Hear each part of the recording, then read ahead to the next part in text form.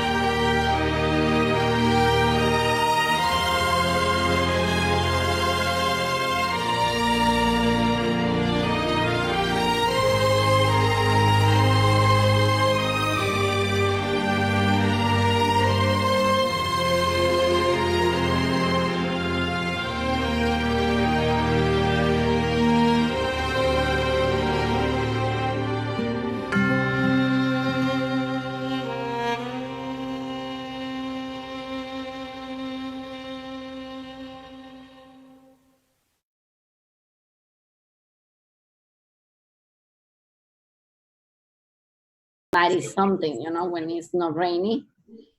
And yeah, it is really hot. Yeah. But it hasn't been as hot as it normally is in Houston. It's usually up in the hundreds. Whoa.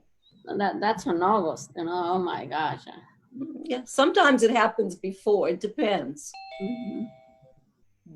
But we've been having kind of mild weather for Houston. Yeah. Well, but today the air quality wasn't good. Well, at least my phone said that. Wasn't? Yeah, What? the air quality. Really? Even with the rain? Rain and the wind? Because I thought rain usually clears the air. Yeah. Also, I saw that at 9 a.m. So, Claudia, yes? you and Mom can start the meditation. I'm just getting situated. I know. I was just I'll be there. Before the meditation's over, I'll be there. And I see you texted me the number, so I'll do the and stuff. Then you can spin the wheel after we do the meditation, and we'll know what we study. I know. All right. Nice, Steven. Everybody, we hear your instructions.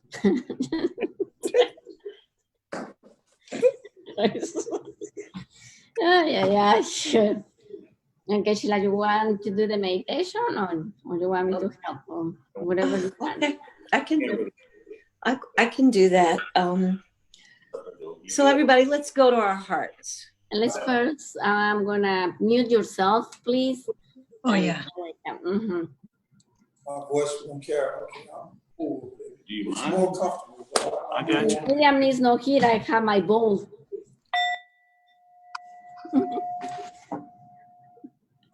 Okay. Okay.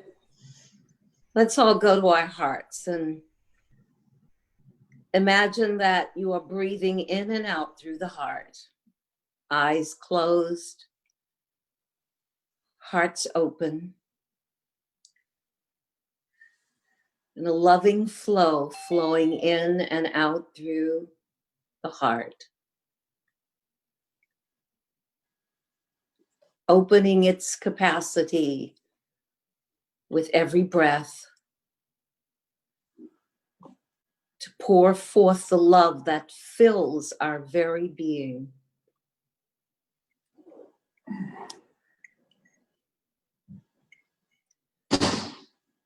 Raises us above the challenges of life.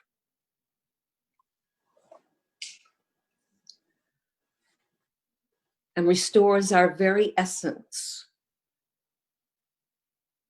to its ultimate possibility.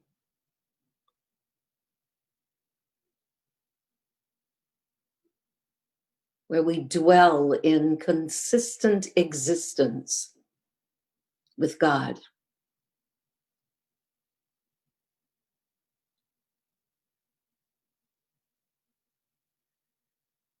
and allowing ourselves to embrace who we are and whose we are. Fully accepting all that we are.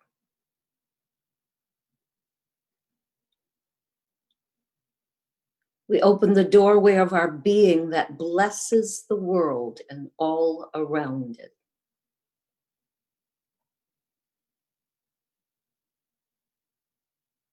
We become the givers of life.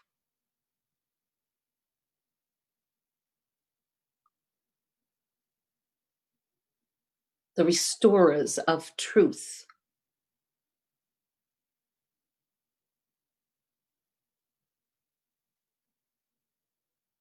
And we open the way for infinite possibilities,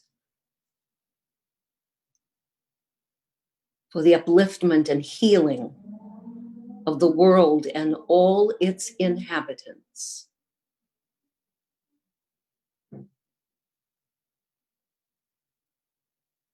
And being aware that when we reach this state, the energy that flows from us restores the world to the way it was before it all began. Whole and perfect.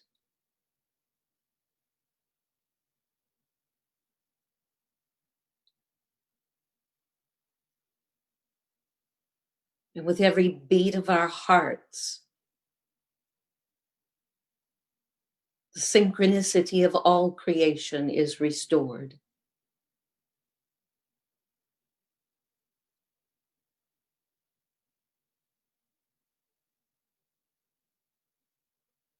And we live and move and have our being in absolute perfection. For that is what we are.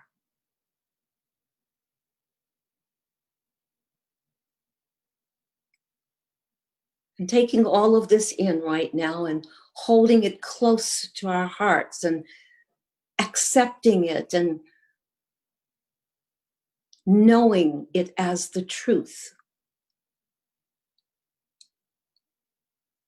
We settle into a brief time of silence to allow it to take root so that we can go forward spreading this truth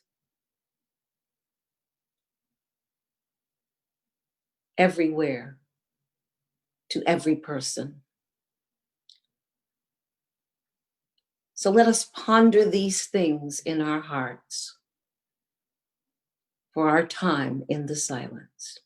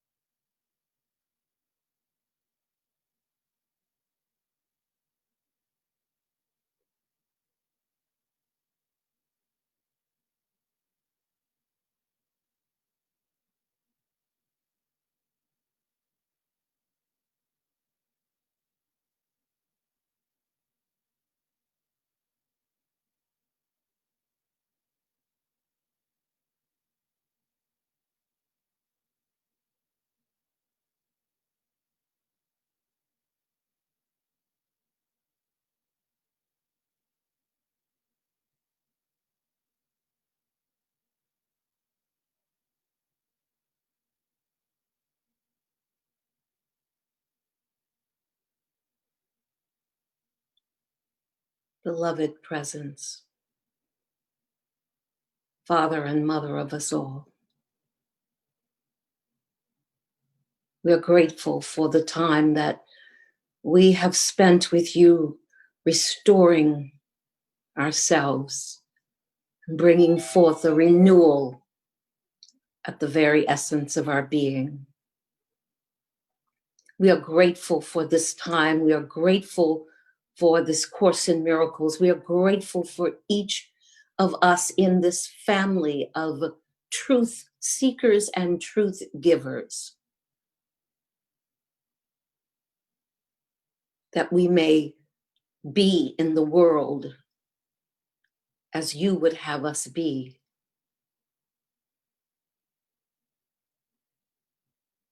To uplift, renew, and restore everything to that which we all desire. Thank you for each of us in this group. Thank you for this group. Thank you for the good that overflows in abundance in our lives. And we even thank you for the challenges, for we know that with each challenge, we move beyond any weakness, any lack or limitation, to recognizing the truth of who we are: powerful, whole, perfect, with all of the attributes that you have given us.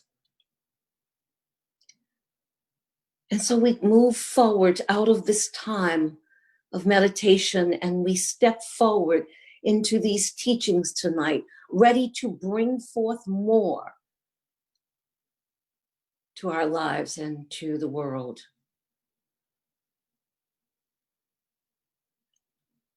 And we are grateful because we know that even before we ask, it has already been given. Thank you. In the name and after the loving nature of our elder brother, way shower and master teacher, Jesus the Christ, we say thank you, God. Thank you, God. Thank you, God. And so it is. And let us now repeat our invocation. May we all stand firm in the knowledge and comfort that all things are now, have always been, and forever will be, in divine order, unfolding according to a divine plan. And may we truly surrender to this truth, whether we understand it or not. May we also ask for support in consciousness and healing the divine part of us with everyone and everything, so that we can truly say and feel we are one.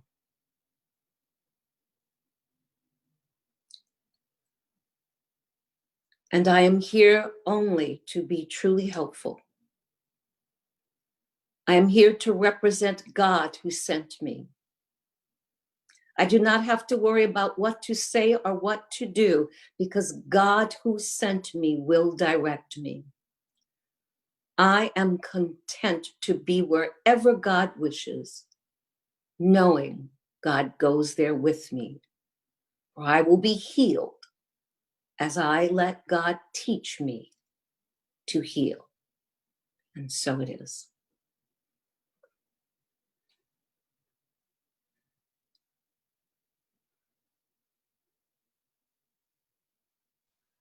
And so it is. I'm working on some calculations. I can't see your phone.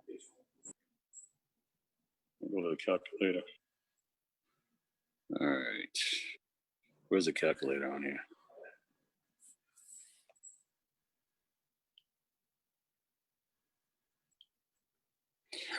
So So listen, while I'm taking care of this, I just have to apologize for not getting the last week's video out. It was just been kind of hectic for me, and I truly apologize. So I just wanted to do that. How is everyone? Sleepy. We're good in California. Good in California, Moshe? Yes. Good. All right. So, Claudia, Yes. Yes. can you just read the? Can you read the numbers? Well, I got it. Don't worry about it. I'm trying to follow the formula as well, and so I'm trying to look at what you typed. And do me a favor. What's the second number that's in that text? It is The first one was 14. 11. 11. Okay. Hold on. Must be mom's number. I don't know how you know, but Yeah. You know me too well. And what's the third number, Claudia? 7, then 100, Hold and on. then Hold on. 9. Okay. Hold on, Claudia. Claudia, listen, I do them one at a time, not just like 5, 17, 28. All right. So what's the third number, please, Claudia? 7. 7. All right. Okay. All right. What's the fourth number, Claudia? 100. 100. Okay. Yeah. I think we're all a little bit punchy. Yeah. And what's the fifth number? 99. You said 9? 99. 99. 99. Okay. All right. Which gives us a negative number. Okay. All right. Just take the negative out. All right, Claudia. I hear Claudia, you. You don't have to be that loud. I will hear you. go ahead and spin the wheel, please, and tell me which one it falls on 1 through 6. Right here, because, Wow, sophisticated. okay. We're gonna have a better wheel next week, y'all. No, it's clarification of terms. Clarification of terms. Okay. All right. So What one would let like? me see.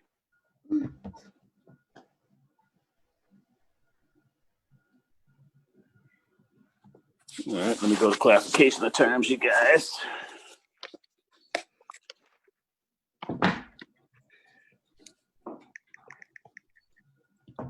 All right.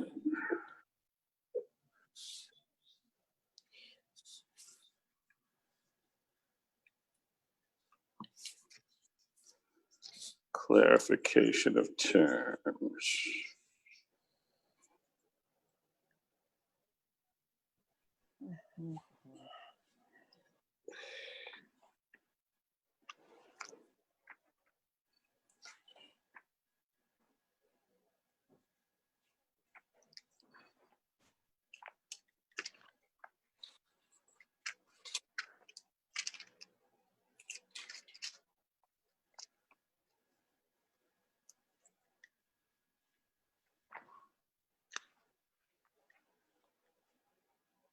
All right, so go to number 4 in clarification of terms, which is true perception. Have to give us a page, Steven. Uh, So you have the book Yes, over there. You need to give us a page. all right. Okay, can you find can somebody else, Bill, can you find clarification of terms, please? And 85 in the back. What did you say, 85? 85, true perception in the clarification of terms. Toward the back, 85 in the back of the book. all right. Towards the back of the book, go to page 85. It's clarification of terms, true perception. So calculations brought us to the fourth one, which is true perception. We got a negative number too, by the way, y'all. It was, I wasn't expecting that, but But that was a good idea by Mo. She just said take the negative out and use it as a positive. Exactly. There you go. Yeah. So now I can set my phone back up. That makes it the absolute value of that number, which is a good thing. I'm so glad that we have so many intelligent, brilliant people in our group. That's just wonderful. Thank you, Moj. Anytime. All right. Fine. Okay, Claudia, who was going first? Mark, Mark. Have you found it so far? I don't myself. Got it. All right. So would you mind starting us off, please? Okie dokie. 4, true perception, knowledge. Paragraph 1, the world you see is an illusion of a world. God did not create it, for what he creates must be eternal as himself. Yet there is nothing in the world you see that will endure forever. Some things will last in time a little while longer than others, but the time will come when all things visible will have an end. All right. Mark, what do you think about that? I'm learning that this is true, and then I believe that all the material stuff and just based on what we're told by physicists and things like that, that everything that is visible will come to an end. The material world, there was a beginning and there will be an end because nothing lasts forever. And it validates that right here. And these are the words of Jesus, and he's telling us that this is true. And he was telling us it was true long before we had guys sending rockets to the moon and things like that. So to me, it means that we were spirit before the material stuff. We're living in material stuff in these bodies, but we're still spirit, and we're going to be spirit forever after. That's what I'm getting out of it. Hey, sounds good to me. Sounds good to me. All right, going out to the group. There's so many different ways that you can look at this.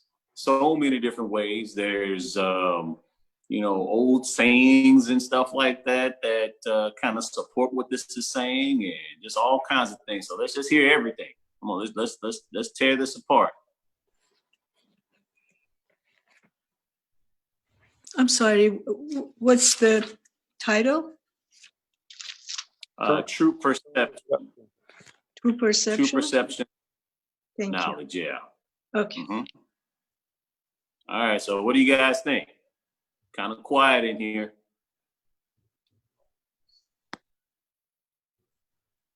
Yeah, I'll say something. Okay. It was really, I used to, for a long time, I that word illusion gets thrown around a lot, and I used to always kind of think that, I don't know what I thought, but I had so many different, my idea of what that word illusion means has changed over the time, and I think today, the way I experience things is like, I experience this life. My experience here is real, however, how I have always perceived it has been an illusion.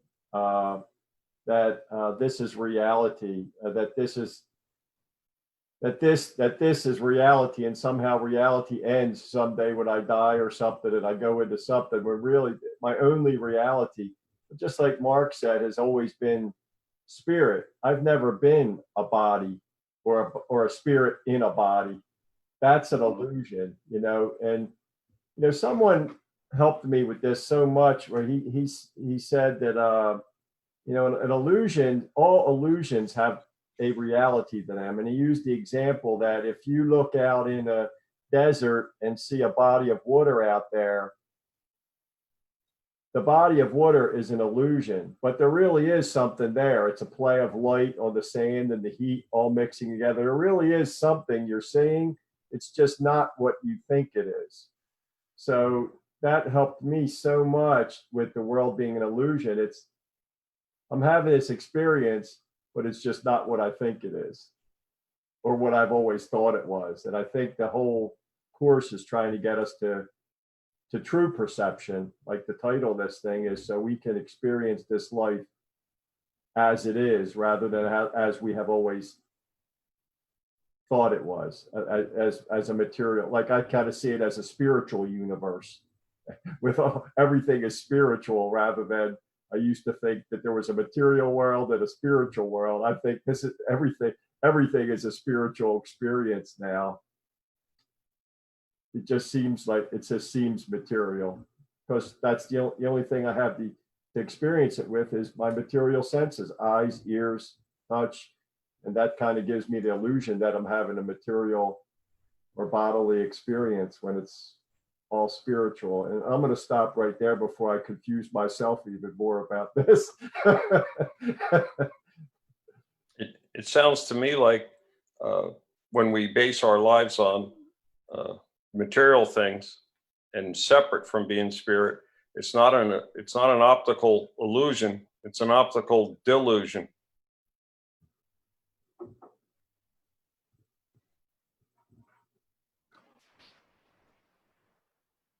I'll mute myself before I say something stupid again.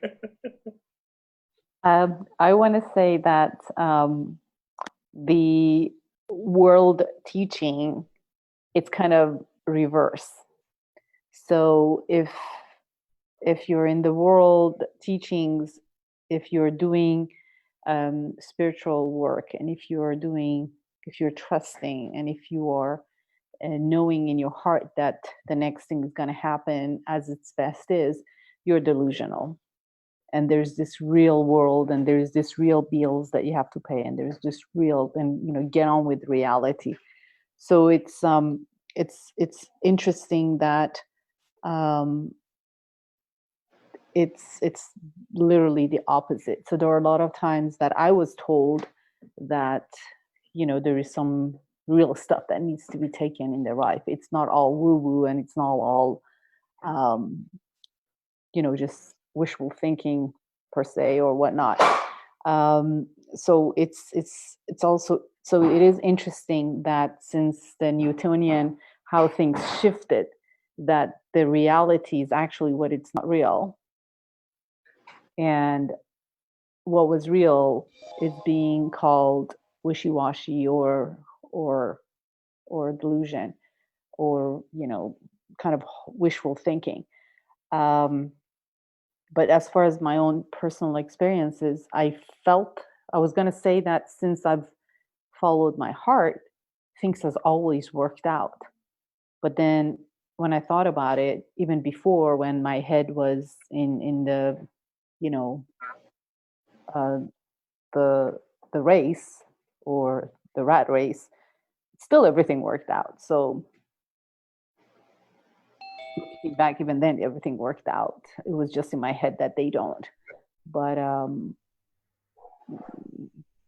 just thought that distinction was interesting, that it's actually switched.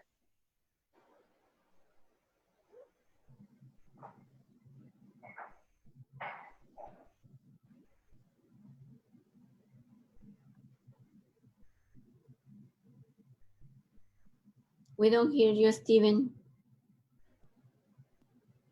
Sorry. And Deb has something to say anyway. Yes, Deb. No, I was just going to kind of Moses' thought, very similar. This paragraph really makes me come into the awareness of how the separation is creating this. Mm-hmm. And you can see the effort that it's trying to make to have some kind of permanency, but it can't. And it doesn't even know collectively that it can't do that, but it keeps trying. Just, we see the dichotomies, the dualities of love and hate or indifference and up or down, good or bad, left or right. We see it, and that's the separation desperately trying to create with I feel like an inherent awareness of it. It's supposed to be able to do all things good, but it just can't because it's separated from God. And so it's creating an illusion and doesn't even know that it's creating the illusion. So that's what I got out of the paragraph. Mm-hmm. Mm-hmm. Yeah, it's a slippery slope. Anytime you begin to be anchored in the world of illusions, then your ideas that are coming from that world of illusion are illusions themselves. I mean, so basically, A Course in Miracles is saying that when your basic premise is that of fear, then you're not even really seeing the world for what it is. Because it's actually skewing your perceptions.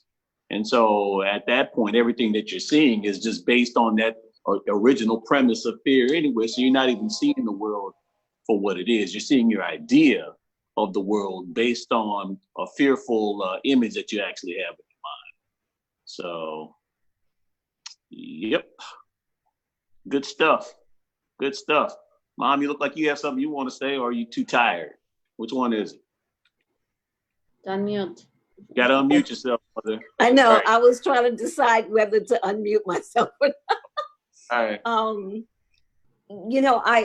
I look at this from maybe a little bit of a different perspective, in that we come into this incarnation being spiritual beings, but in a physical context, to comprehend and experience what prevents us from living eternally in spirit. Almost as if we are here to conquer the beliefs that we have about the physical body and the things of this realm, to the extent that we grasp that it is unreal, that it is an illusion, but that there are things to be learned and to go through in order to grow through our limitations, that we may move forward into the ultimate domain without the necessity of going back and doing this again. Am I making any sense? I might not be. I mean, I hear what you're saying. It's like we're trying to go through this just to basically learn or relearn, because it's really a relearning, to basically, but you and I talked about this, Mom, as far as, I mean, we were talking about, I don't know if they were necessarily going back to the same, place, because that's like a static existence. I think that there's definitely something that's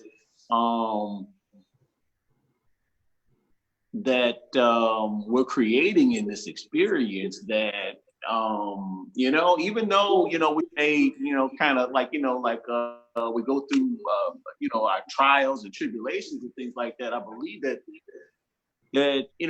life has a purpose. So there's definitely a purpose. And something, if you're eternal, what else are we going to do? I mean, if we're eternal, what else are we going to do? I mean, if we've been around since before time and stuff like that, I get pretty, right now, I think I get pretty bored with just basically just feeling great all the time. Why not just challenge ourselves. So I think at some point this represented some sort of challenge, and I think there's some sort of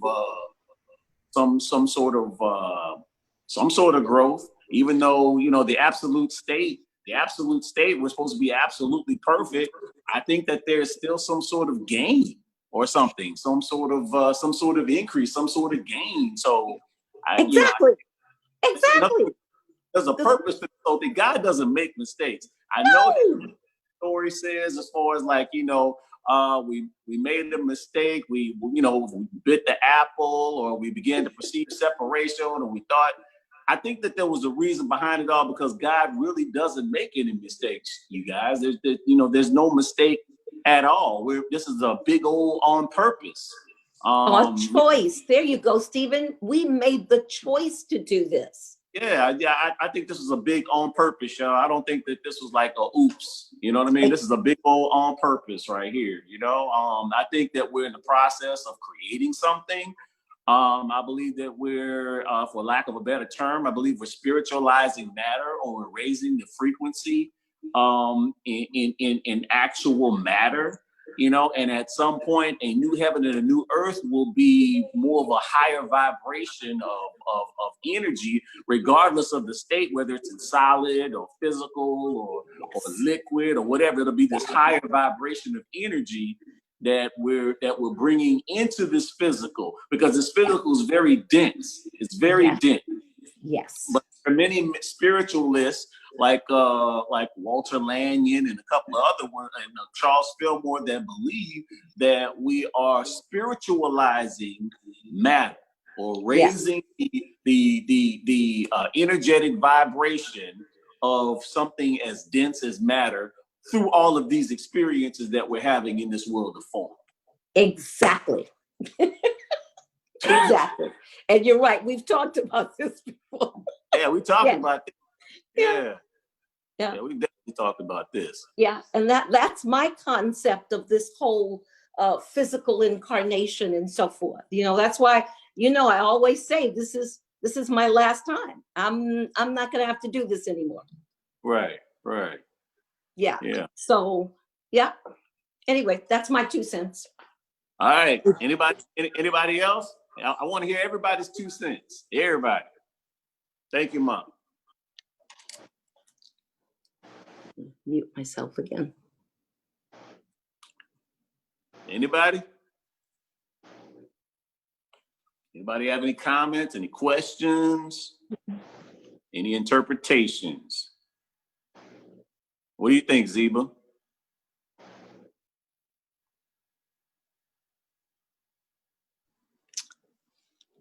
Well, just whatever everyone was thinking, I was thinking about the fact that, this life could be like a, simulation. I have tried flight simulation programs on computer, and it feels like real, but it is not real. It's different. But the feelings are there. The experience is pretty much the same. And also we know that, it's been said that this is the body and every physical thing here is a hologram. Yeah. It's a hologram, but we perceive it as solid, like real solid thing. But a hologram is just like a like a 3-dimensional picture. Not even on a piece of paper. It's just in space. So that's what I was thinking. Okay, hologram. That's another concept. That's definitely another concept, Ziva. Hologram. Absolutely. And then, even as we go through our things, if we are not present, if our minds are not presently like in the moment, of course, in Miracles says that we're not even thinking, and we're not even, we're not even experiencing reality at that point, because either we're experiencing memories, or our minds can be, thinking about the future or something like that. But either way, if you're experiencing memories or if you're experiencing, thoughts about the future, it's still not presently in the moment as far as now. Okay, you're still not in the now, and that's the only moment where you actually, that's the only moment that's actually real, because it says in the Course in Miracles, once it actually goes into the past, it's no longer real to us. It's in the past now. It's already past. It's not here now. And so that's another thing that the Course in Miracles is attempting to teach us, is how to be present in the moment. That's why meditation is really good with that. Because, when we get preoccupied with learning things that we've learned from the past, we start creating assumptions, which is really just like little programmatic shortcuts, little rules that we create in our head based on a situation. And when we come across a situation that is similar to this situation that occurred in the past, then we react in much the same way from the past learning. And so there are many of us that's how we, see. We see through our assumptions, which is our past learning, which is an aggregate collection of past learnings. And so when we do that, we miss out on important information in the present, because there are still important details in the present information, which if you're caught up in past learning, you're going to miss. And so from that standpoint, you're really not seeing the world either. So that's just from another, just basically a different concept. You're not seeing the world, from that standpoint either. You're not seeing things as they're actually happening. You're still seeing the past, which, one of Course in Miracles lessons, where I see only the past, so, but this is really good stuff. Good stuff. Anybody else? Yeah, I had a thought that popped into my head. Mm-hmm. Since we were talking about the illusion. And for me, it's more like a dream. It's like a dream within a dream within a dream. I had a dream when I was 7 years old that took me 45 years to figure out. A dream where I had a bottle of nail polish. I don't know if I share this with you guys. A bottle of nail polish that I could feel. And I had the intention in the dream that I was going to take this bottle of nail polish out of my dream into my real world. Wow. My real 7-year-old world. And up until I woke up, I could feel the square shape of the bottle, the smoothness of the silver handle. It was red. And when I woke up, there was no nail polish. And I carried that sensation of the intention and the wanting to have this thing with me when I woke up. And so now when I look at life now, where I am, and I think about, oh, there's an end to this, and I'm going to wake up, and I can't not take any single physical thing with me. So I'm in another dream. Okay. All right. And that's how I just kind of like look at life, like it's another dream. There's a higher part of me that's having this dream.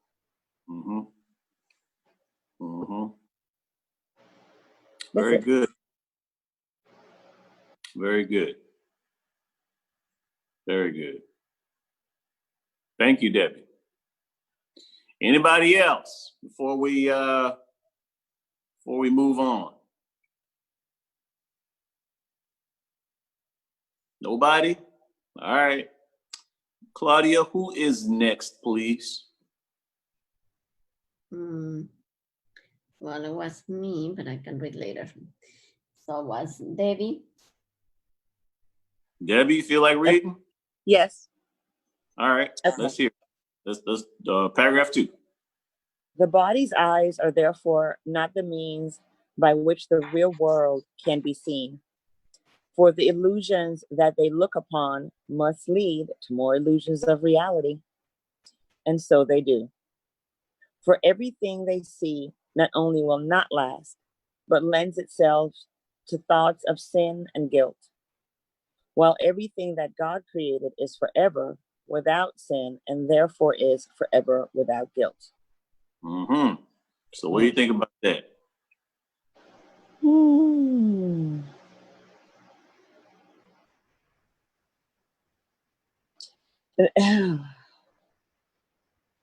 It's bizarre. It's a bizarre, not in a bad way, but it's a bizarre experience to be in an illusion of illusions and to look at them and to know everything is an illusion. Mm-hmm. It makes you pay attention more. Mm-hmm. And it definitely makes you look at things, at least me, definitely from the spiritual aspect, not the physical eyes. Mm-hmm. And I guess that's where that true perception knowledge comes in, because you're not looking at the illusion. You're not. You know that's what it is, so you're looking beyond it. So, for me, it's. I know you guys were talking about, that we choose to be here, and even in that awareness that I have chosen at some level to be here or to have this experience, I still look around and I keep saying to myself, this is really bizarre.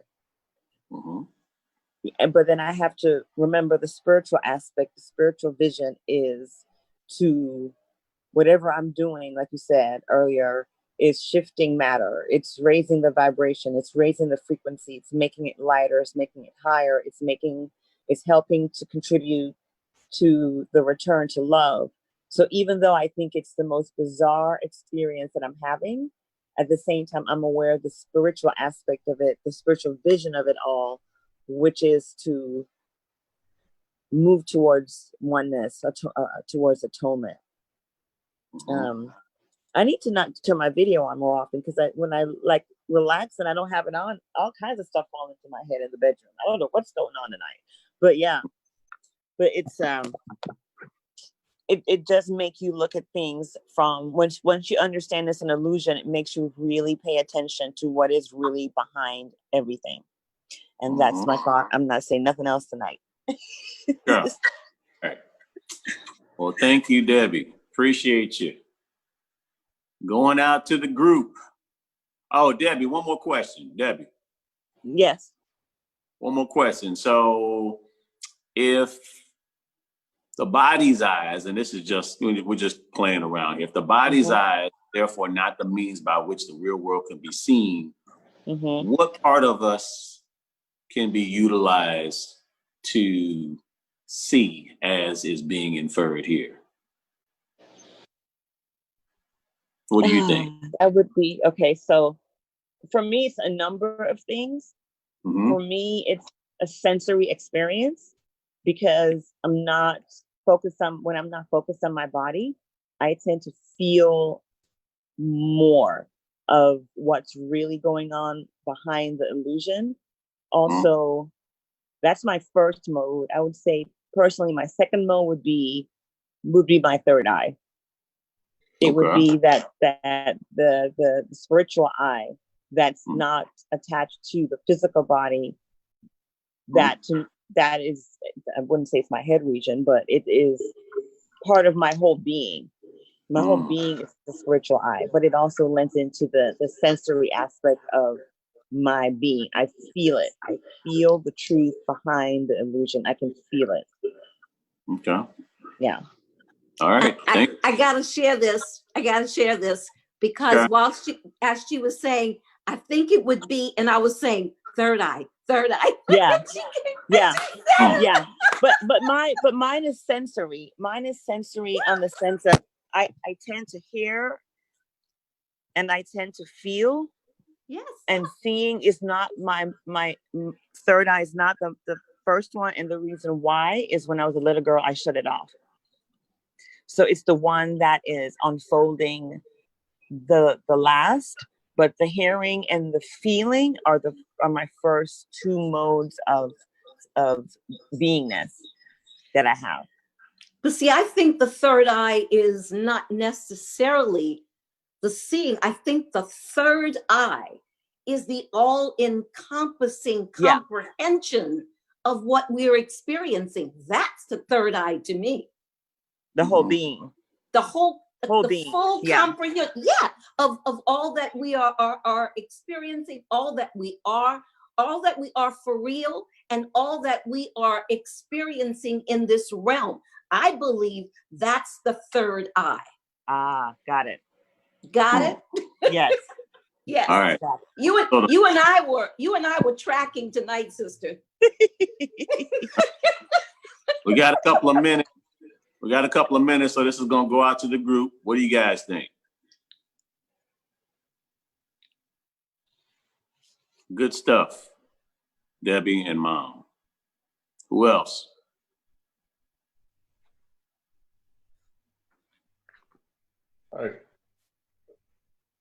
I think that the body's eyes are therefore not the means by which the real world can be seen. And I think that the word eyes in here applies to the physical, the instincts, how we see, I think what's called ego. And we base all of our thoughts and all of our actions on those things because for one, not everybody in the world can see. There are blind people. So I think they're just talking about basing our thoughts of what a real world is all based on our instincts. And it says it leads to more illusions. And when I lived that way, it certainly did. And it led to things, not everything that I did was bad, but I did a lot of bad stuff and blamed it on everybody else. And I did things. I can't have those actions in who I really am in spirit, because in spirit there's only love. So you can't have sin, and you can't have things that are based on the material instincts. You can only have love. And that's why what we're experiencing here, based on our spirit, isn't even the blink of an eye. It's not even a blink of an eye. We're basing our whole existence until we have some sort of a spiritual experience on that. And we have been mistaken all along. And the peace and the inner peace and the serenity and the gratitude and all that stuff comes when we understand and start practicing and in the knowledge that we always were, we always will be, and the only thing that we will feel is love, period. We won't have all those side distractions that are caused by the physical world. And that, if we're here for a blink of an eye, based on infinity, boy, were we wrong. All right. Thank you, Mark. We're going to come back to this after break. So we're going to go ahead and take an 8-minute break. So restroom break, snack break, coffee break, water break, whatever kind of break you want to take. But we'll be back in 8 minutes.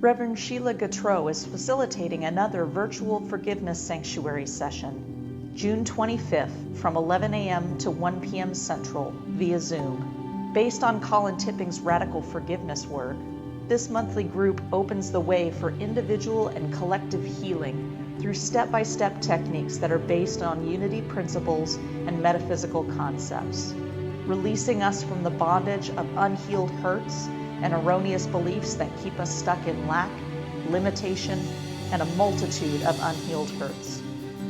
Please register in advance on our website. Love offerings can be made electronically or by check. We hope you'll join us.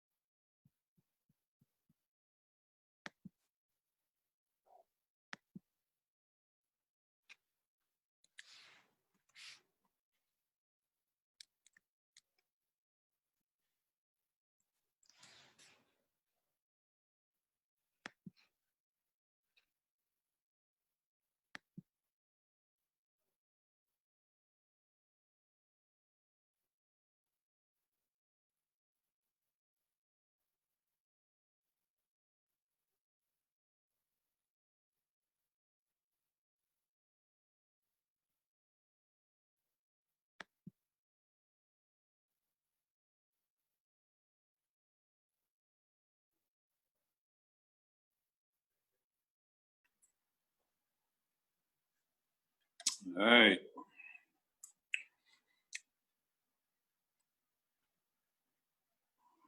We still have 1 more minute. Okay. Thank you, Claudia. Rushes.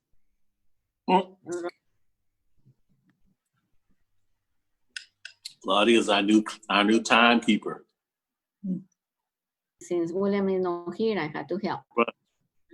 Right. Thank you, Claudia. We appreciate all that you do. Trust me. You're welcome.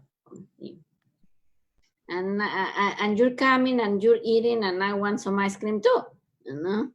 That's not fair. Sorry. Bring it on, Steven. Bring it some.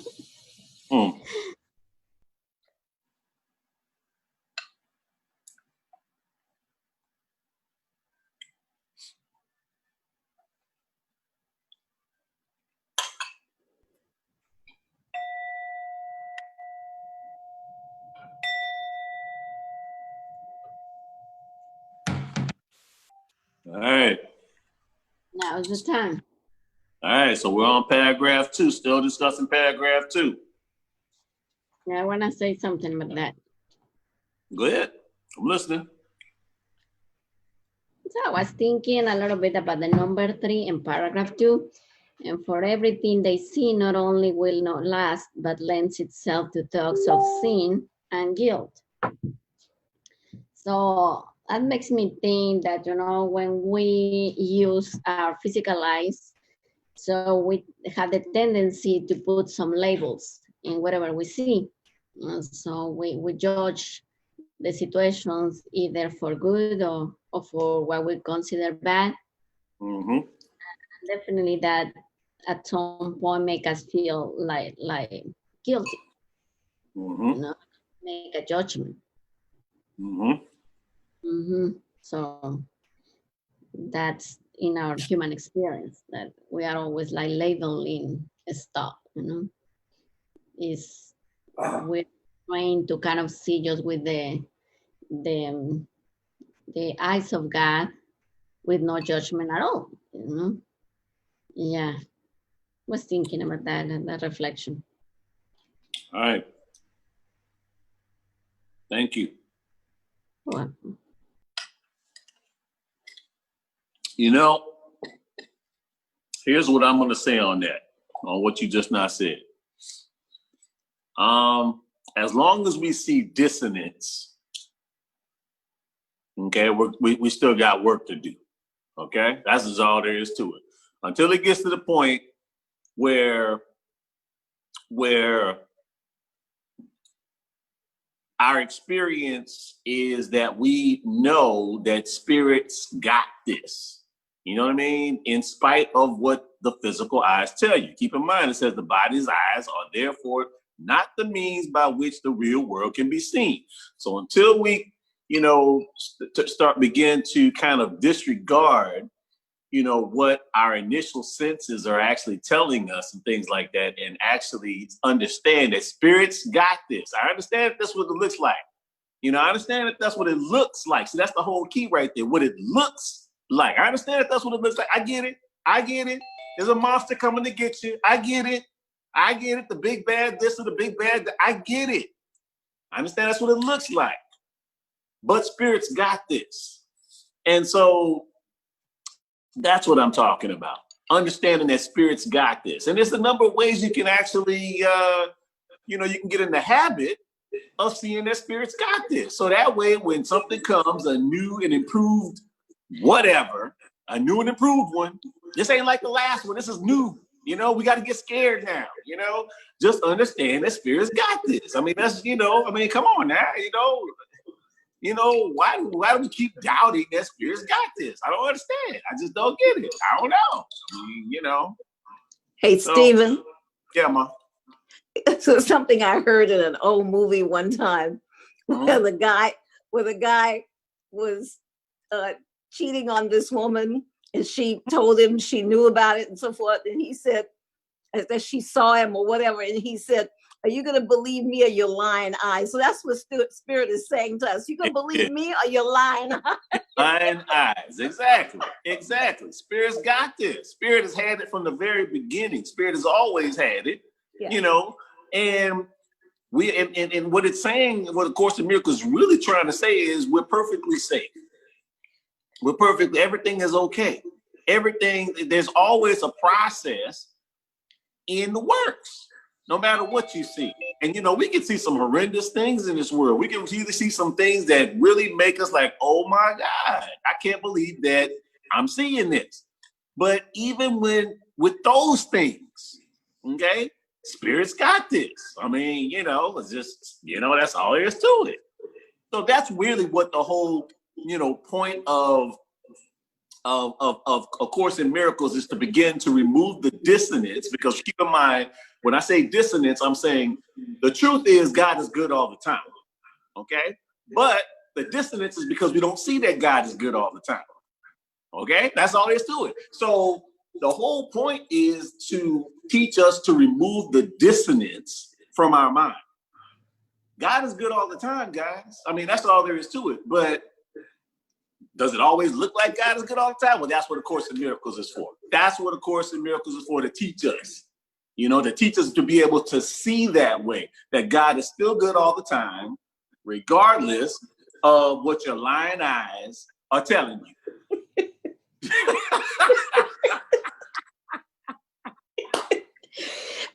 And like they say in the hood, it's all good. It's all good in the hood. It's all good in the hood. Yeah. You go. You know? I was going to add something there. Thank you. I really am enjoying this conversation, you know, about seeing with our spiritual eye, third eye, you know, and more so in the original version of the Course, it uses that term spiritual eye a lot. And it says, you know, that's the only way you can see reality, you know, and but I was going to read something here, because like I used to try to see the spiritual out there all the time before I realized I was spirit. Like, and the whole problem was I did not accept. I thought I was like a body, or in a body or something, or a person or a human. And I didn't even know I was doing this, because that's all I've ever known to do. And I would try to like be spiritual and see, you know, see that person sinless, and see this person, what all this stuff the Course said to do. And you know, and I would try to like force myself into it. Like, okay, the Course says I'm supposed to do this, so I'm going to try to do this. I realized that the whole problem, the whole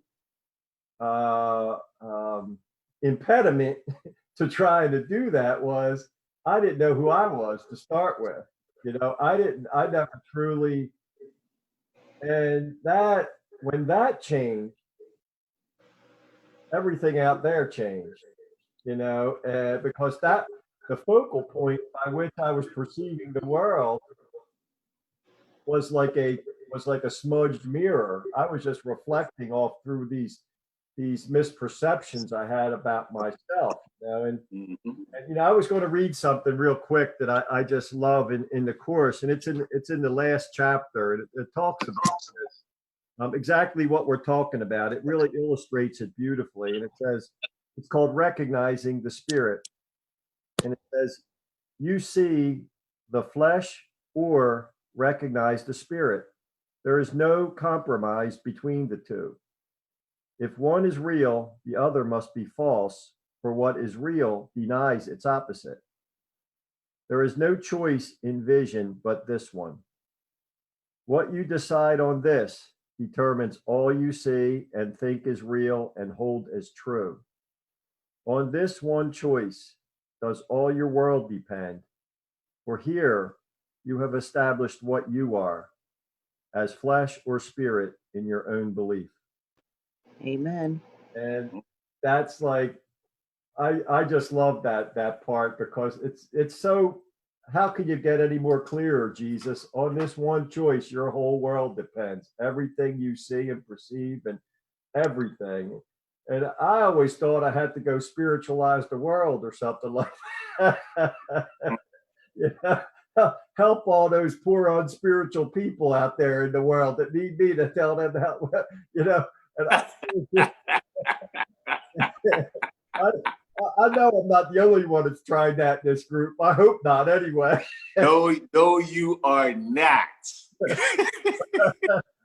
and, and here, it was because I didn't really know what I am, what I am. And when that changed, the whole world changed. The Course says, seek not to change the world, but change your mind about the world. And that's the only way I ever had peace. I thought I had to get the world straightened out. Then I'll feel a lot better. And if I could get these people just acting right and everything,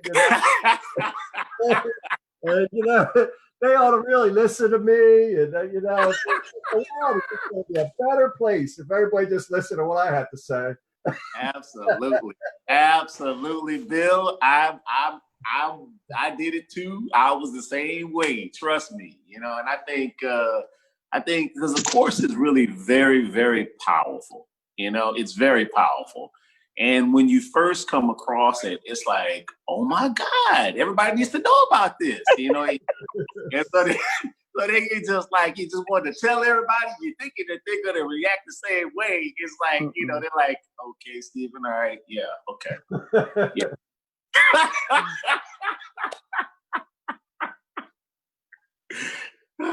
Yeah. Bill, what section? I just wanted to know what section that was that Bill read from. Bill, what section is that? Chapter 31, section 6. All right. Chapter 31. Thanks. It continues on that theme very beautifully.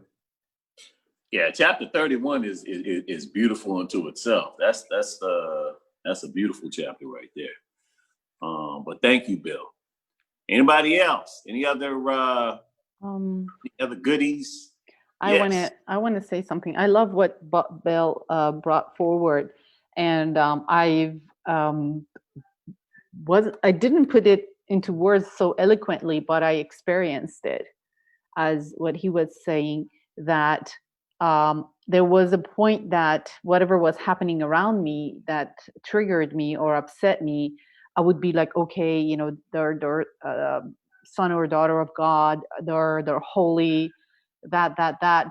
But then I realized when I come in and think about myself or have that mindset about myself, then I won't be taking anything that is being done outside of me personal.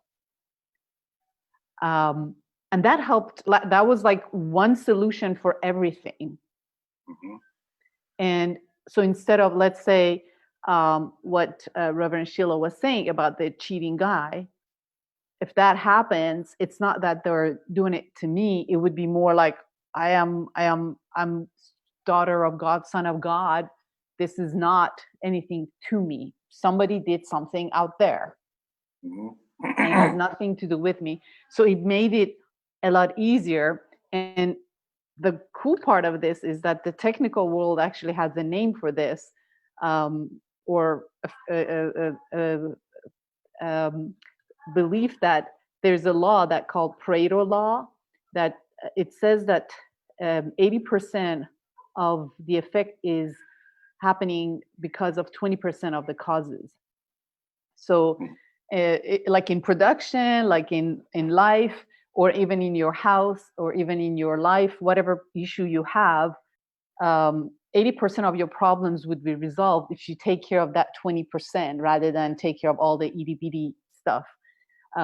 So in this case is like when we just focus on ourselves, when we just focus on our own mindset and take care of that, then everything else outside resolves.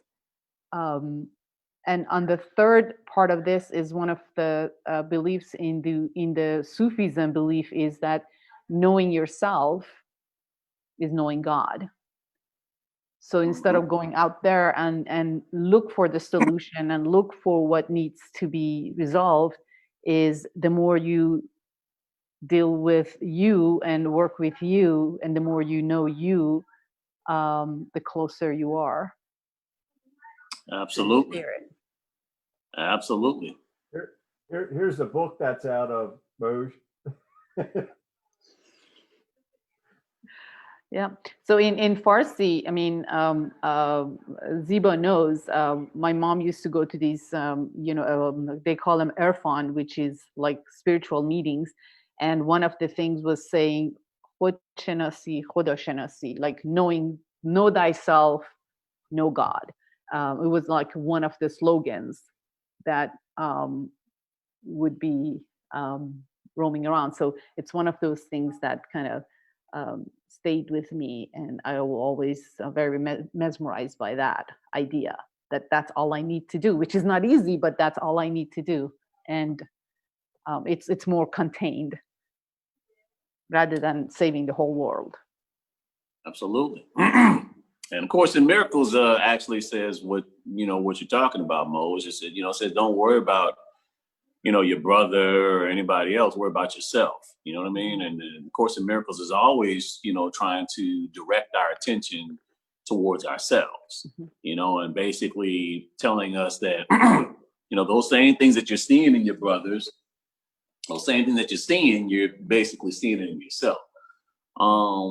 What I have found out, or what I have come to understand about accepting, I've found that in my journey to accept more of myself, I now accept more things that I traditionally didn't accept or agree with, as far as, other people's ideas or concepts or things like that. Maybe someone, doesn't like me for whatever reason or whatever it is. But I found that a lot of, that as I've begun to accept more of me, because there were certain aspects of me, for example, that I was dealing with, that I was working on, as those things started to come into alignment, so is my external world begun to come into alignment as well. So that's been a new realization for me. As I've begun to just basically just to really be at a good place within me. I'm now in a good place in my experiences as I come across other people, things that would have traditionally made me upset. They don't make me upset. I'm good. I'm just like, hey, whatever, So there is definitely a relativity, as within, so without. So if you are seeing things in the world, and I know we're all seeing things in the world. All you gotta do is look at the news, okay? And that tells you right there where there's some things that you can start working on in you. Believe it or not, there's some things that you can actually start, because there's a relativity with the entire world. There is a relativity. This is not saying that you are responsible per se, but we are all connected. And as we do our own healing work, so do we do our part in healing as far as the world. So there is a relativity in therapy as well, in self-therapy. There's a relativity as far as within, so without.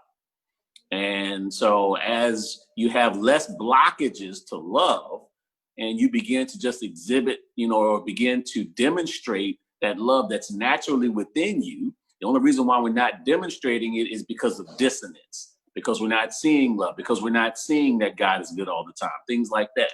So that's creating dissonance. But as we begin to remove that dissonance, then that's less of a block to that natural love that's already in you. And other people will then begin to react to that love that is being demonstrated by you. So I invite you to, hey, look within, Look within. The keys to the kingdom are within you. So is there anybody else that wants to discuss paragraph 2 before we move on? And thank you, Mose. Thank you, Bill. I was going to real quick. I was going to read something from the course that refers to what we were just talking about in chapter 8. There's a part where it says, the goal of the curriculum, regardless of the teacher you choose, is know thyself. In quote. There is nothing else to seek. Everyone is looking for himself and the power and glory he thinks he has lost. I love that.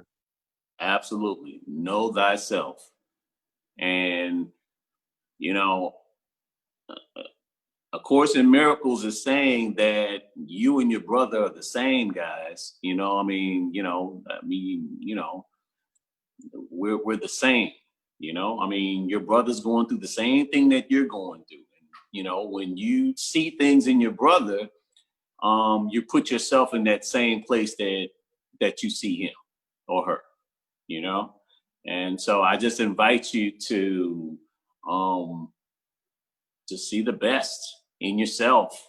Just begin to give yourself a pass and, begin to look on yourself lovingly.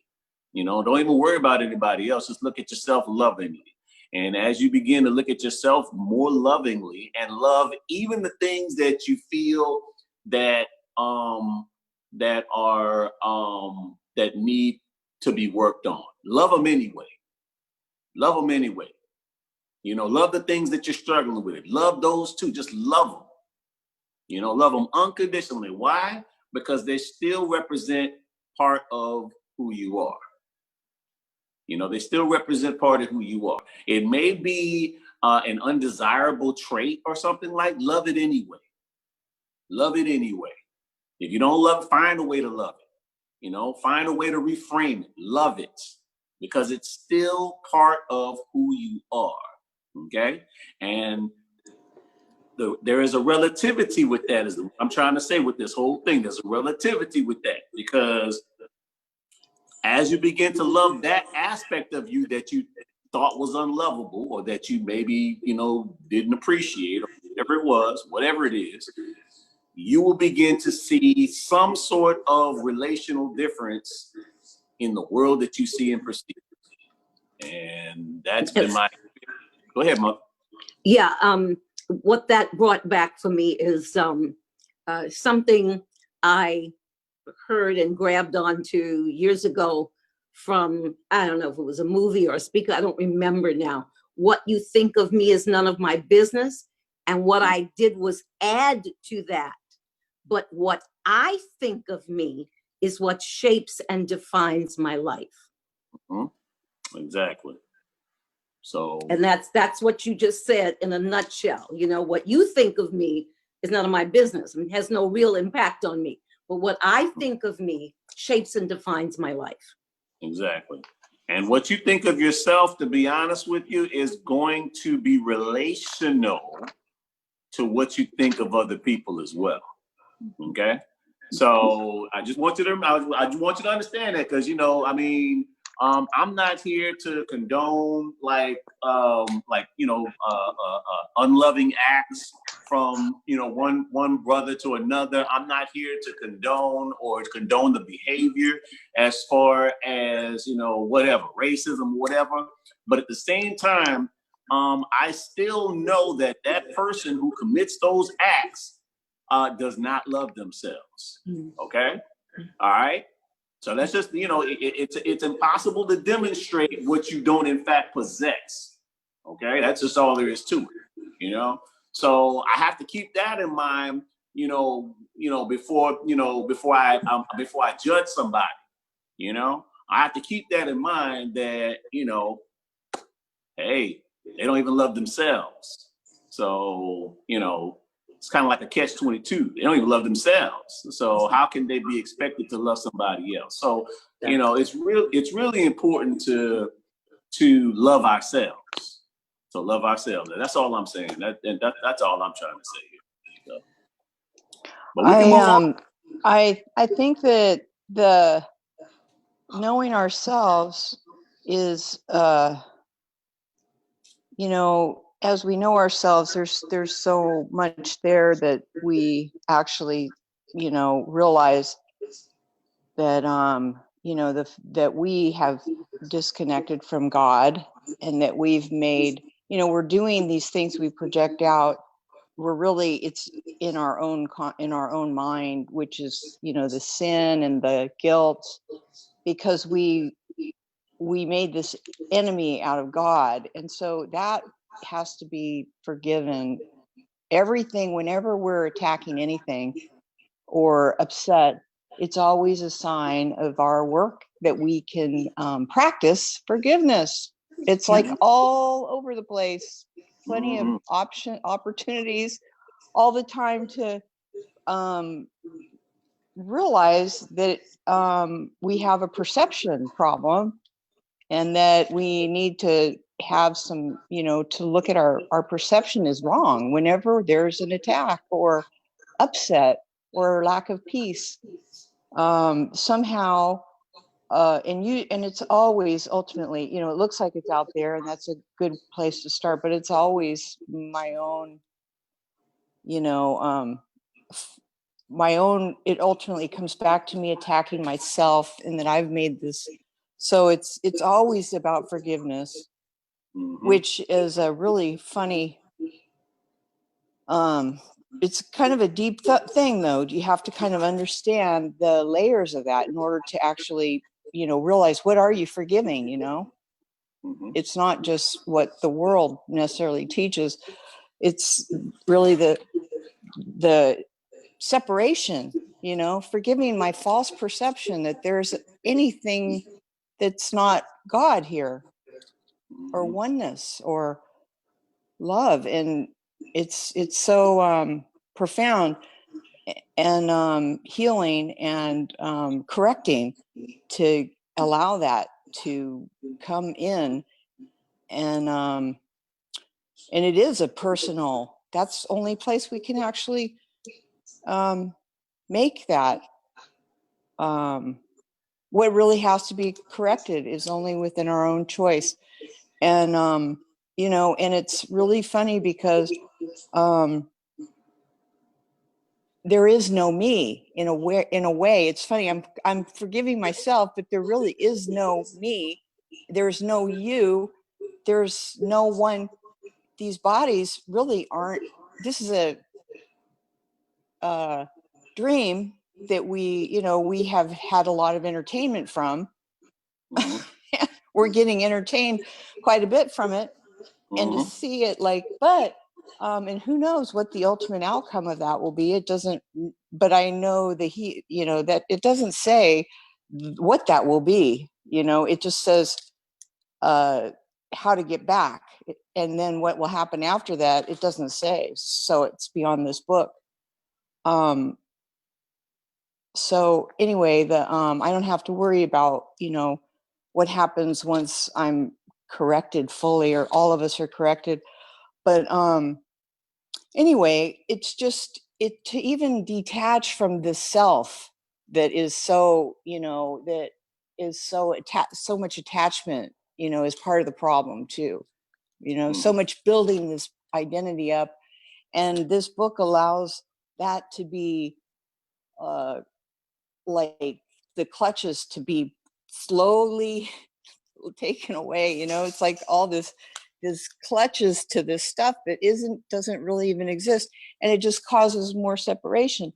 But the more these get peeled away, it's less attachment to this body, this existence, and it's anyway, and it doesn't mean I think the world it takes time to get used to that. And it seems like a good thing once you get, but at first it's not easy to to be okay with that. I think it's like repulsive, like, no, I can't, look, like everything is, this world is everything to us, we think, and these bodies and this whole, everything we've created. So it takes time to get that shifted, and just us being here is obviously we're all interested in that, which is a miracle in itself. So I think it's not, it's going to take time for the world to want this, I think. That's it. Well, thank you, Susan, and yes, I agree with a lot of what you are saying. It is going to take, honestly, it's really about everybody just finding what their truth is, and one person's truth is not the same as another person's truth.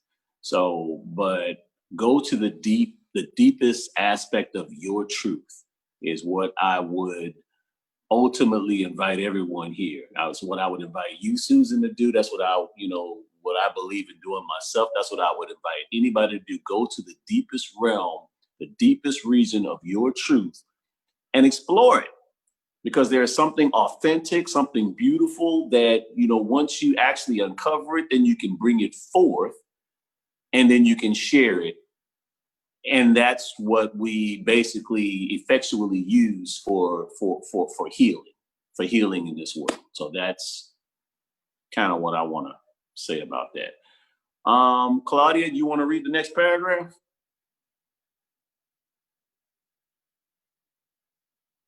Is the number 3? Yeah, it's the number 3. And I need to run and get my charger. I'll be right back. But go ahead, start. Let's start. Knowledge is not the remedy for false perception, since being another level, they can never meet. The one correction possible for false perception must be true perception. It will not endure, but for the time it lasts, it comes to heal. For true perception is a remedy with many names. Forgiveness, salvation, at-one-ment, true perception, all are one. They are the one beginning with the aim to lead to oneness, far beyond themselves. True perception is the means by which the world is saved from sin, for sin does not exist. And it is this that true perception sees. Amen.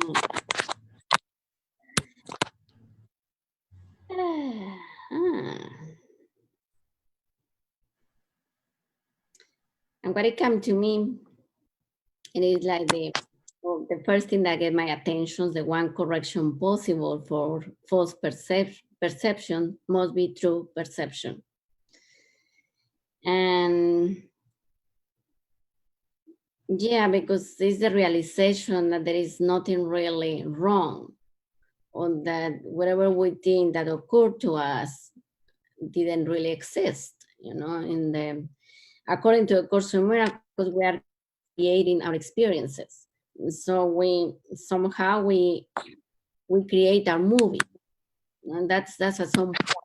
So we are kind of responsible for that, and not like to feel so guilty. This is the part that when I like to ask the correction of perception to the Holy Spirit. When I feel like I cannot understand, like how I put myself here, in a circumstance I don't understand, and I'm apparently suffering, when I ask the correction, because I cannot see better at that time. So, and I think that you relate to the radical forgiveness with this, Sheila. Like, at the end of the day, nothing really happened. There is nothing really to forgive, because everything was in divine order. It was. Yeah. So those are my takeaways, my first takeaways about that.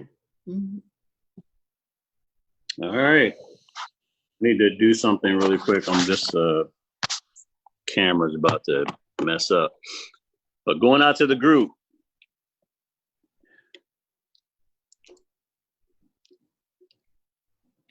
Eileen? Just unmute, please. Takes me a minute to unmute. I know. It was such a good reminder for me, the part that says, it will not endure, but for the time it lasts, it comes to heal. That reminds me that it's a given that we're in this place of time and space, and to try and remember everything that this beautiful book has come to teach me, that I can set aside the illusion when I'm stuck, like you were saying, Claudia. It's when I'm suffering that I forget. And so the idea of forgiveness, salvation, atonement, all that is true perception. And those are all, I need to be human to have those experiences. I need this beautiful life that I've been given. And I am limited in time. True perception, we wouldn't need any of this if we were able to have that pure existence in the reality that the Course is talking about. But it just is so comforting that I don't have to think as complicated as I put myself through sometimes, and can let myself off the hook, because I've been placed here to learn these things. You know, like it says in the very beginning, it's a required course, and free will doesn't really have anything to do with whether I learn it or not. It's only the time. And so to know that this, my ability to forgive is part of why I'm here. I have to learn not just to forgive, but how it feels to forgive. You know, in other places of the Course, it tells us this is the level of forgiveness, not that we were taught growing up with whatever kind of religious practice we may or may not have been introduced to, but it's the level of forgiveness so I truly believe it never happened. Not, oh, okay, I forgive you, but to truly believe it never happened, that I was not the one aggrieved, harmed, whatever word you want to use. They are the one beginning with the end to lead to oneness far beyond themselves, so that the ultimate lesson of all this, I have no idea. I'm not supposed to have any idea of it. I am supposed to learn how to blindly trust in this beautiful experience called life. And that's it. And I want to add, Eileen, like what you were saying, I don't know if I was, like getting the idea about, being human, right? So we cannot just kind of escape to sometimes to a forgiveness just like that, right? So I forgive and I release and I'm okay, So there is a certain part that needs to be felt, at least, at least for a while, before we really come into that understanding that maybe nothing really happened, So, but it's not just that easy. So it takes, sometimes in the human experience, it takes kind of stages to really forgive or come to one-ment.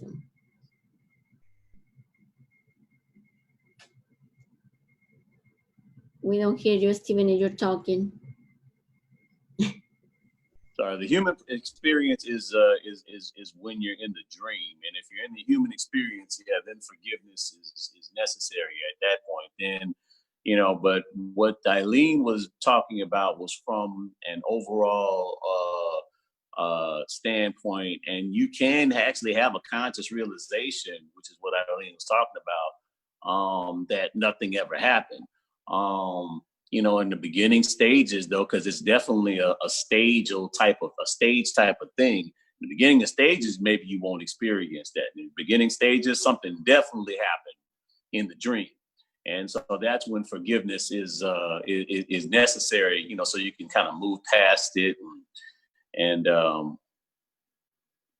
But at some point there is a certain realization that where nothing really actually ever happened. And I can truly say that I've experienced that. And I'm sure many of us here have experienced that as well. Particular situation, something that happened that, you know, maybe bothered you or something like that. And then later on, you know, once that experience kind of transmuted, then you were like, you know, something, this all makes perfect sense. I understand why this was for my highest good. I get it, you know, and it's a change of perception. And so that technically is a miracle, a change of perception. So thank you, Claudia. Thank you, Eileen. Anybody else? I want to add something real quick. Like for me, it's not so much that nothing happened. It's like nothing bad happened. There you go. There you go. Nothing happened out of perfect divine order for my highest. Well, like you said, Stephen, for my highest good, because you know that everything's happening for me is what the Course says. You know, and when I see that, that's what we need that spiritual eye for. And you can't make yourself, you see it or you don't, you know, like I think Eileen said, you know, and because that's the truth. That's I think what this is pointing to. That's true perception. Realize there's nothing but God going on. You know, there aren't two things happening in this world, or even right here, right now. You know, there's not like going to be a world somewhere in the future where God's got it.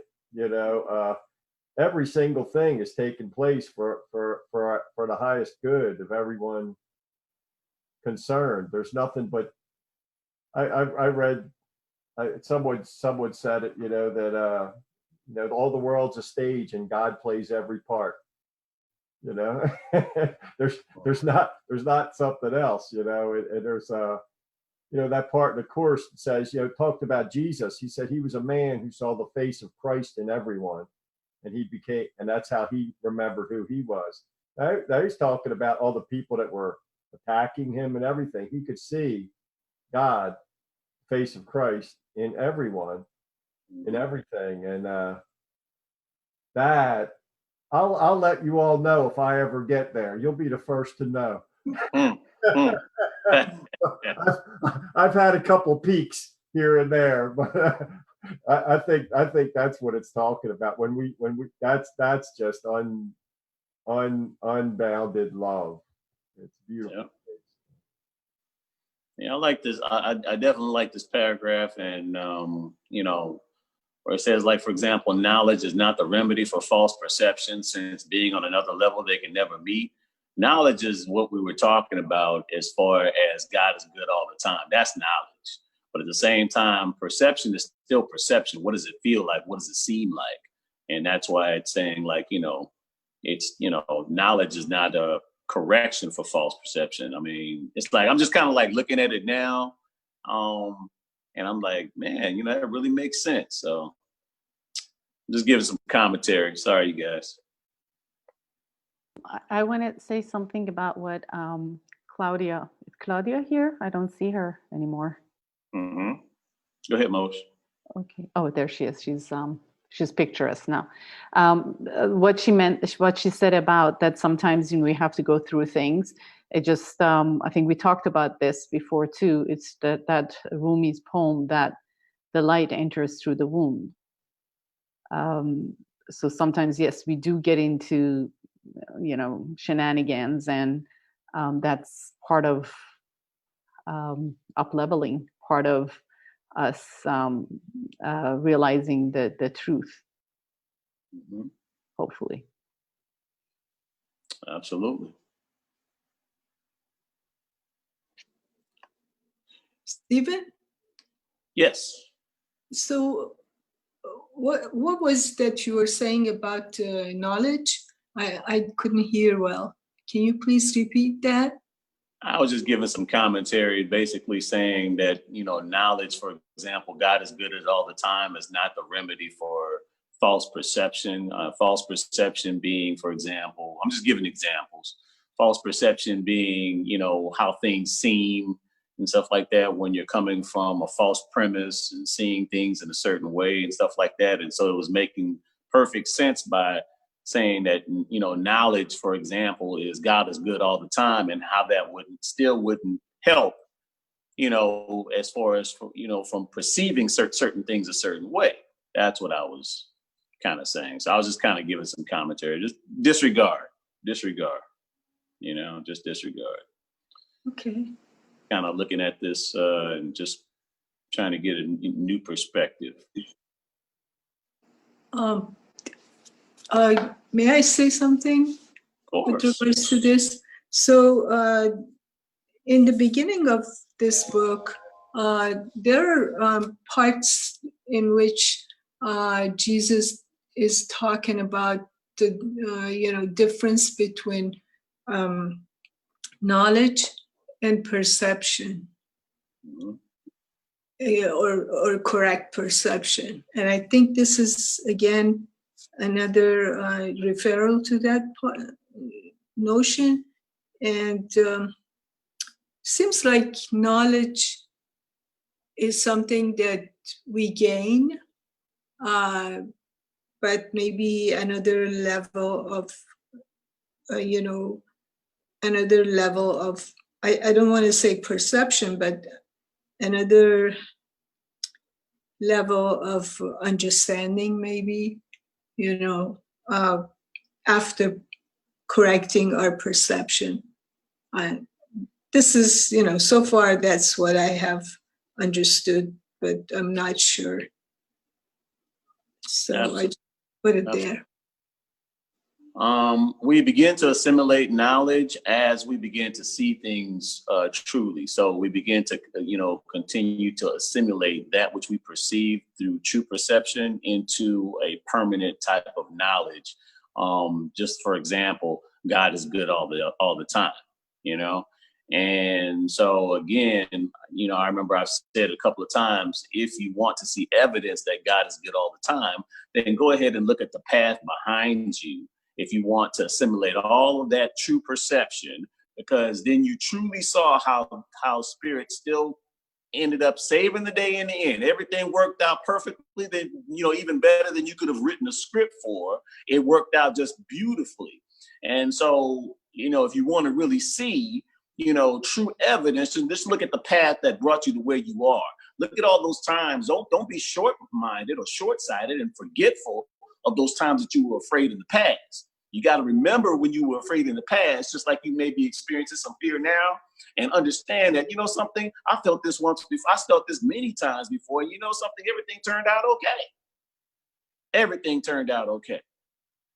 And so, you know, looking at all those little bits of true perception that you learn from looking at that path, if you're going to use the path that way. Don't use it to attempt to interpret what's going on right now as far as like being blinded in your assumptions, but at least look at the pathway, at your path that way, or your past that way, as far as everything that Spirit has done leading as far back as you can remember, all the way to now, and look at the perfection of everything that you saw happen, even in some of your pain and even some of your rough things and stuff like that, and see how things turned out. And that's how you see true perception. And then when you look at something now and say, oh, this is really scary, there's got to be something in that memory, knowing that Spirit has carried you thus far. Spirit has never left me. Now I got to speak, you know, from personal thing. I've been frightened, Ziva, in the past many times. And every time I look up in my past, there was always a newer and more improved thing to be afraid of. In some sort of big bad fear, you know? Well, I'm bigger and badder than the last fear. Okay? And you know something? Every single time it turned out okay. So at some point, I got to get it. At some point, Stephen Fleming has to start getting it that Spirit has this. You know? I mean, you know, at some point, an idiot should get that. And I'm no idiot. You know?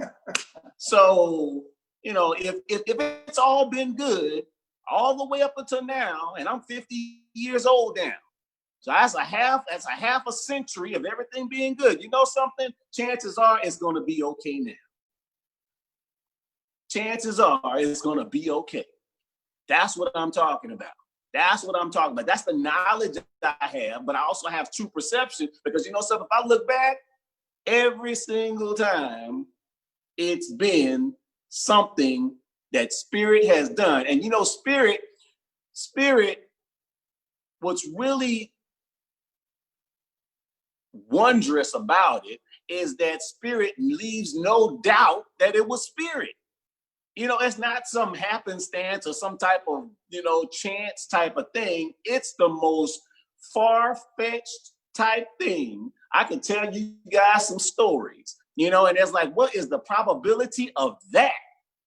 You know what I'm saying? You're talking about something in a million or something like that. And these things have happened in my past, leading all the way up until now, which definitely lets me know that there is some intelligence that has me covered. You know, at some point I got to start trusting. If I, or never trust, or just never trust. You know, never trust. How about that? No matter what Spirit has shown me, just never trust them. So at some point I got to start trusting something. You know. So anyhow, but let me get off my soapbox. You should be a minister. Are we ready to move on? What'd you say? You should be a minister, Stephen. What'd you say, man? Oh, I can be a minister? Well, I'm in ministerial school, so, you know. I know. We'll see. We will see. I like that we get a preview already right here, man. All over Houston. Yeah. I try to keep it in check, but every once in a while I get kind of excited. And, you know, you guys saw evidence of that just now, so. 1 minute, Stephen. Now, 1 minute. Oh, it is 9 o'clock. Okay. Well, you know something? This was really a fun time, you guys. This was really a fun time. Just jumping around in A Course in Miracles and stuff like that. So, Mom, would you like to go ahead and pray us out? Okay. I see you made it. You made it to the end. You made it to the finish line. I did, by the hair of my chinny chin chin. Okay. Oh, let's just take a deep breath, everybody. And exhale. And God, we breathe you in. We breathe you out. You surround us. And we're so grateful. And what a wonderful experience we have had tonight with our family here, because this is our family and we are all family. And the activity of remembering in this activity that we are family takes all of this to another level where we truly experience our oneness and our love for each other. So allow us now to step out into the other parts of our lives and bringing this with us, bringing this energy, this love, this awareness with us, that we may spread this energy throughout the world and create that critical mass that brings us into that place of awareness, love, consciousness, where everyone is feeling the oneness with you and each other. That is our prayer. Go before us, preparing our way for success and smooth travel until we are together again. Thank you so much for this. It was just all that we could ever hope for. And we are truly grateful in the name and after the loving nature of our elder brother, Wayshower, and master teacher, Jesus Christ. So it is, for it could not be otherwise. So it is. Amen. So this was a wonderful Thursday, you guys. And again, I'm sorry for not being able to send the video from last week. So what I will do is I'll send both videos, and I'll definitely send it by this weekend. Also, my talk went well, my Father's Day talk, and I am not really sending it out to too many people. I will share it with you guys, and the reason why is because I have to do that same talk 2 more times. So the talk was outstanding. It wasn't good. It was outstanding. And not just because I'm your mother. Right. Not because you're my mom. Right. So I will send that out. I will send that out to you guys, but only to you guys. I have to do this talk 2 more times. So that's why I'm not really kind of like promoting it or anything like that. Because, I want it to be fresh. I don't want it to be like a spoiler. I want somebody to see my talk, and I'm actually going to be speaking in front of them. So because I have to do a talk this upcoming Sunday, and then I have another talk in July, and it's going to be on the same subject. So anyway, it's been great. Thank you so much, Bill and Susan and Moj and Zeba, for all your sharing. Eileen, thank you, sister, for that. Mark, I appreciate you, brother. Krista, it's great seeing you. Krista, it's great seeing you. I didn't hear you today, but it's great seeing you. Deb, I appreciate I appreciate your contributions. Claudia, you too. I don't see you though. I don't see you right now. It's like you're missing. Oscar, I didn't even know you were here, brother, but I didn't even know you were here, but it's good to see you. All right, you Good guys. to listen as well. All right. So you guys have a good one, and Thank you. I will send all that stuff out. It's been wonderful. That it just gets better and better each time. And I like how everybody is just coming on in there with all of their insights and stuff like that. It's beautiful. So, all right. Thank you, Stephen. Good night, everybody. Thank you. All Love right. you guys. Thank you. Bye. Love you guys. Bye. All right. Have a Bye-bye. great evening. Sleep well. Okay. Bye. Bye.